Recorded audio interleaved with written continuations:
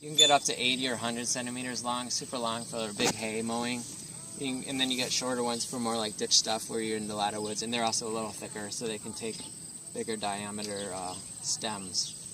But I love the system. It's quiet, and some people get into kind of the zen of it.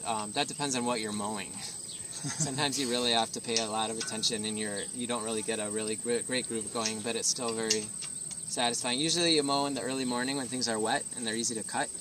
Just get a lot of better lubrication, and this will be all right though. And basically you just use a real ergonomic motion from right to left with bent, like you bend your knees, and it still takes some labor, definitely some work, but basically you're just swinging your hips, your arms just kind of stay in the same spot, and you stay on the ground the whole time. You're not lifting your blade up.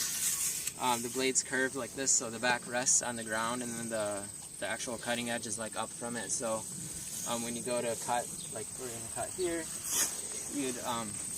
getting started is always a little bit hard, but and my blade isn't honed right now either, but it's not going to cut real well. Stay right here. Work your way in,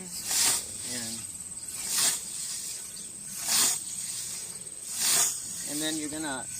What actually is happening is that the back of the blade is pulling the grass over, so you're making a windrow as you go.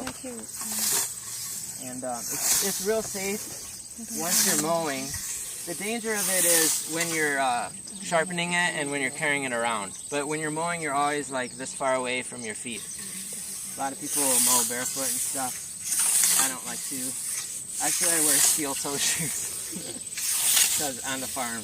You'll hit stones and stuff like that, but you're always just staying on the ground like this with your back of the blade on the ground and rock.